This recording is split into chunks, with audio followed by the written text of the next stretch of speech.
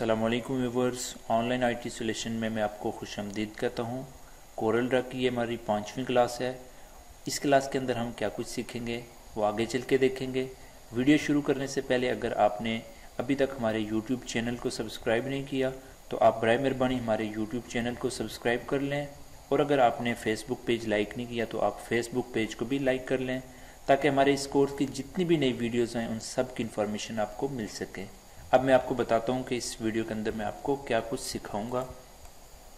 इस वीडियो के अंदर हम इफ़ेक्ट मेन्यू को डिस्कस करेंगे। अब इफ़ेक्ट मेन्यू के अंदर हम कौन कौन सी ऑप्शन पढ़ेंगे वो मैं आपको अभी बताता हूँ। इफ़ेक्ट मेन्यू के अंदर हम पावर क्लिप की ऑप्शन पढ़ेंगे।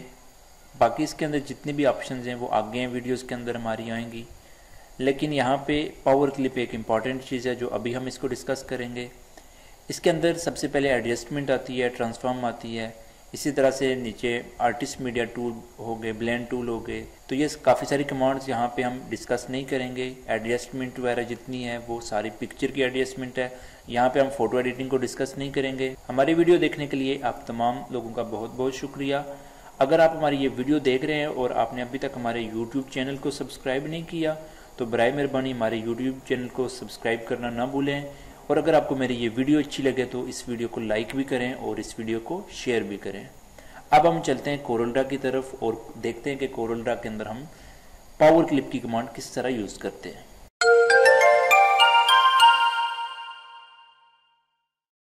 अभी हम कोरल ड्रा के ऊपर मौजूद हैं और कोरल ड्रा के अंदर आप देख सकते हैं कि मैंने यहाँ पे 3 इमेज इंपोर्ट किए हुए हैं। सिंपल आप यहाँ से इमेज इंपोर्ट कर सकते हो। मैंने यहाँ पे पहले से 3 इमेज इंपोर्ट करके रखे हुए हैं। अभी हमें यहाँ पे 3 इमेज पूरे नज़र नहीं आ रहे, तो अगर आप चाह रहे हैं कि ये इमेज आपको पूरे नज़र आए, फुल व्यू के अंदर नज़र आए, तो आप कीबोर्ड से शॉर्ट की F4 प्रेस करेंगे, आपके ऑब्जेक्ट फुल व्यू के अंदर नज़र आना शुरू हो जाएंगे। ये कमांड भी आप याद रख लें, F4 शॉर्ट की है, बहुत ज़्यादा यूज़ होती है। अब इन इमेज को मैं एक साइड पे कर लेता हूँ और यहाँ पे एक रेक्टेंगल ड्रा कर लेता हूँ। और आज हम एक विजिटिंग कार्ड का टेम्पलेट्स बनाएंगे। अभी उसके ऊपर हम टेक्स्ट वगैरह नहीं रखेंगे, सिंपल हम टेम्पलेट्स बनाएंगे और उसका साइज़ यहाँ से हम एडजस्ट करेंगे। विजिटिंग कार्ड की विड्थ 5 होती है और यहाँ पे उसकी हाइट होती है 2.5, जो कि मैंने आपको कल भी बताया था। अब मैं यहाँ पे इंटर करूँगा तो आप देख सकते हैं हमारे पास ये एक विजिटिंग कार्ड का साइज़ आ गया है। ये इमेज क्योंकि बहुत बड़े हैं इस वजह से ये विजिटिंग कार्ड यहाँ पे हमें छोटा नज़र आ रहा है। उसके अलावा मैं आपको ये बताता चलूँ कि पावर क्लिप की जो कमांड है वो किसी भी ऑब्जेक्ट के अंदर इमेज ऐड करने के लिए यूज़ होती है। जैसा कि मैंने आपको कल की वीडियो के अंदर एक विजिटिंग कार्ड दिखाया था, उससे पहले जो हमारी वीडियो थी उसके अंदर भी मैंने आपको 2-3 विजिटिंग कार्ड दिखाए थे। उन विजिटिंग कार्ड के अंदर जो बैकग्राउंड हमने यूज़ की हुई थी वो टेक्सचर बैकग्राउंड थी। वो हमारे पास इमेज थे, वो इमेज हमने गूगल से लिए हुए थे। उन इमेज को हमने पावर क्लिप की कमांड यूज़ करके तो ऑब्जेक्ट के अंदर इमेज को ऐड किया था। सबसे पहले आप यहाँ पे जूम कर लें और जूम करने के बाद आप अपना डिज़ाइन क्रिएट कर लें कि आप अपना विजिटिंग कार्ड का डिज़ाइन क्या रखना चाह रहे हैं।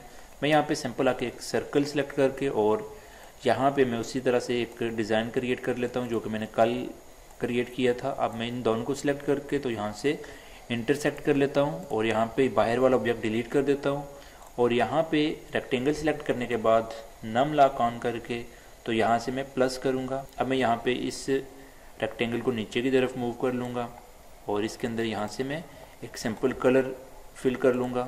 अब मैं चाह रहा हूँ कि इस ऑब्जेक्ट के अंदर हमें एक अलग से इमेज ऐड करना है और इसके अंदर एक अलग इमेज ऐड करना है। उसके लिए आप यहाँ पे वही इमेज यूज़ करेंगे। मैं F4 प्रेस करके उनमें से एक इमेज में ये यूज़ कर लेता हूँ। पहले आप अपना इमेज उतना साइज़ जितना कर लें। इन दोनों को भी मैं यहाँ पे रीसाइज कर लेता हूँ, इनका साइज़ कम कर लेता हूँ और यहाँ से F4 प्रेस कर लेता हूँ। अब आपने सिंपल यहाँ पे इमेज को सिलेक्ट करना है और इमेज को सिलेक्ट करने के बाद इफ़ेक्ट मेन्यू के अंदर आना है और यहाँ पे आपको ऑप्शन मिलेगी पावर क्लिप की। पावर क्लिप के ऊपर जब आप पॉइंटर लेके जाएंगे तो आगे एक सब मेन्यू खुलेगी और उस मेन्यू के अंदर यहाँ पे आपको प्लेस इनसाइड कंटेनर की ऑप्शन मिलेगी। आपने इस पर क्लिक करना है। अब आपसे वो पूछ रहा है कि आपने किस ऑब्जेक्ट के अंदर वो इमेज ऐड करना है। हमने यहाँ पे इस ऑब्जेक्ट के अंदर इमेज ऐड करना है तो हम इसके ऊपर क्लिक करेंगे तो हमारा इमेज देखना उसके अंदर ऐड हो जाएगा। यहाँ पे आप देख सकते हैं। और उसके अलावा मैं ये इमेज इस साइड पे ऐड कर लेता हूँ। इसको मैं यहाँ से डिलीट कर लेता हूँ। इसका साइज़ भी यहाँ से मैं कम कर लेता हूँ। यहाँ से F4 प्रेस करूँगा और यहाँ पे फिर मैं इस इमेज को सिलेक्ट करके इफ़ेक्ट के अंदर आके तो यहाँ से प्लेस इनसाइड कंटेनर्स के ऊपर क्लिक करके तो इस ऑब्जेक्ट के अंदर भी ऐड कर लेता हूँ। अब आप यहाँ पे देख सकते हैं कि यहाँ पे ये इमेज हमें पूरा नज़र नहीं आ रहा, यहाँ पे आधा इमेज नज़र आ रहा है और यहाँ से ऊपर से वो शेप हमें बिल्कुल खाली नज़र आ रही है। हमें बैकग्राउंड यहाँ पे पीछे से नज़र आ रही है। अब हमने इस इमेज की पहले एडजस्टमेंट करनी है, उसके लिए आपने वापस इफेक्ट के अंदर आना है और यहाँ पे पावर क्लिप के अंदर आके तो यहाँ आपने यहाँ पे एडिट कंटेंट्स करना है। अब आपके पास यहाँ पे देख सकते हैं कि वो एरिया यहाँ पे आ रहा है, वो ऑब्जेक्ट आपको नज़र आ रहा है जिसके अंदर आपने इमेज ऐड किया हुआ है और साथ आपको वो इमेज भी नज़र आ रहा है। अगर यहाँ पे मैं इमेज को थोड़ा सा बड़ा कर लूँ और इस साइड से भी इसको बड़ा कर लूँ, अब आप देख सकते हैं कि यहाँ पे वो शेप पूरी आपको इस इमेज के अंदर नज़र आ रही है। अब आपने यहाँ पे इफेक्ट पे आना है और यहाँ से आके तो आपने वापस इसको फिनिश कर देना है। अब आप यहाँ पे देख सकते हैं कि वो इमेज में पूरी शेप के अंदर नज़र आ रहा है। उसके अलावा अगर आप इसकी एडजस्टमेंट करना चाह रहे हैं तो उसके लिए आप इफेक्ट में आएंगे और यहाँ पे पावर क्लिप और इसको एडिट करेंगे। जैसे मैं ये ब्लैक एरिया जो नज़र आ रहा है इसको थोड़ा नीचे कर लेता हूँ और मैं यहाँ पे आऊँगा पावर इफेक्ट के अंदर और यहाँ से इसको मैं वापस फिनिश कर लेता हूँ। अब आप देख सकते हैं कि यहाँ पे मैंने 2 इमेज ऐड कर ली है, यहाँ पे भी आप इमेज ऐड कर सकते हो, बिल्कुल सेम मेथड है। इस वीडियो के अंदर मैंने आपको सिंपल एक डिज़ाइन बना के दिखाया है जो कि आपको समझ आ गया होगा। अगर आपको फिर भी इसकी समझ ना आए तो आप इस वीडियो को बार बार देखें और अगर आपको अभी भी इसके बारे में कोई कन्फ्यूजन हो तो आप नीचे कमेंट बॉक्स में मुझे ज़रूर कमेंट्स करें। अब मेरी जो कल की वीडियोज़ होगी नेक्स्ट वीडियो, उस वीडियो के अंदर मैं आपको विजिटिंग कार्ड डिफरेंट मेथड से बनाना बताऊंगा और उसका भी मेथड डिफरेंट होगा।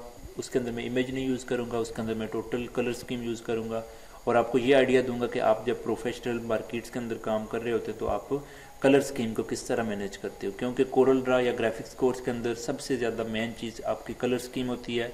अगर आप कलर स्कीम समझ गए तो आप सिंपल डिज़ाइन भी क्रिएट करोगे तो वो डिज़ाइन अट्रैक्टिव डिज़ाइन क्रिएट होगा और आपका वो डिज़ाइन अट्रैक्टिव लगेगा। अगर आप कलर स्कीम नहीं समझे तो आप जितने मर्जी प्रोफेशनल बन जाएं, आप एक अट्रैक्टिव डिज़ाइन नहीं क्रिएट कर सकते। तो वो कल की वीडियोस के अंदर मैं इंशाल्लाह आपको विजिटिंग कार्ड बनाना बताऊंगा और उस विजिटिंग कार्ड को मैं इंग्लिश टेक्स्ट की मदद से आपको बनाना बताऊंगा, क्योंकि कोरल के अंदर आप इंग्लिश टेक्स्ट से आसानी के साथ लिख सकते हैं। तो मैं इंग्लिश टेक्स्ट यूज़ करके ही तो एक विजिटिंग कार्ड बना के दिखाऊँगा आपको और उसका जो डिज़ाइन होगा वो डिफरेंट होगा इंशाल्लाह। अगर आप चाह रहे हैं कि वो वीडियो भी आपको मिल जाए तो उसके लिए अगर आपने अभी तक हमारे यूट्यूब चैनल को सब्सक्राइब नहीं किया तो आप हमारे यूट्यूब चैनल को भी सब्सक्राइब कर लें और अगर आपको मेरी ये वीडियो अच्छी लगे तो इस वीडियो को लाइक भी करें और इस वीडियो को शेयर भी करें। मुझे अगली वीडियो तक इजाज़त दीजिए। अल्लाह हाफिज़।